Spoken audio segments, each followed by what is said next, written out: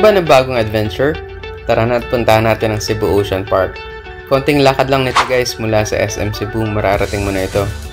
Una sa listahan, mag-e-explore ka sa mga fish tank papasok sa site. Kahit anong sizes ng isda, meron dito. May mga maliliit, malalaki at kung ano-ano pa. Umpisa pa lang ng tour pero parang mapupunin na yung camera mo sa areas na pwede mong pagpicturean. Sobrang dami, malapit na nga ako malubat dito pa lang. What's up is down, what's left is right. Kung extra adventurous ka naman, huwag mong kalimutan sa listahan yung pagbisita sa mga areas kung saan may mga ahas or mga hayop na pwede mong hawakan. Kung may isa mang downside sa tour na ito, yun ay sobrang init sa iba't ibang parte ng rooms. Kulang sila sa electric fan, aircon, or proper ventilation. Pero okay lang, small negative aspect lang naman ito. Pero sana mas ma-improve pa nila.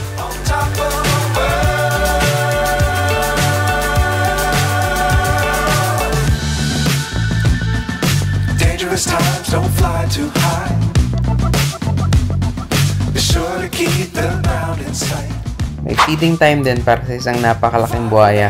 Pero don't be late dahil may mga schedule sila sa mga specific activities nila dito. Keep the sky on your mind. Ito naman ang isa sa mga highlight nila dito, yung tinatawag nilang sea trek. Naglalakad ka sa ilalim ng napakalaking fish tank kasama mga pating, stingrays, grouper fish at iba't iba pa.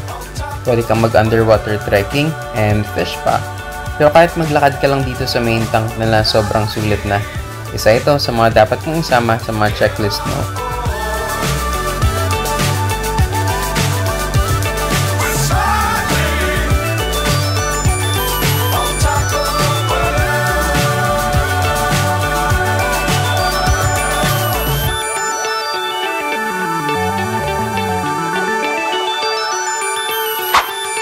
And lastly, itong icing sa ibabaw ng cake.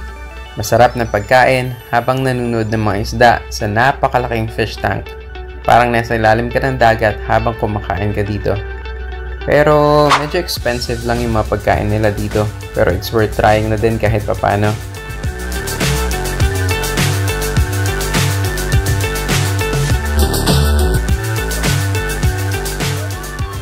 Tara na at mag-enjoy sa Cebu Ocean Park kung saan makakaranas ka ng kakaiba at exciting na adventure. So ano pang hinihintay mo? Tara na! What's up is down, what's left is right.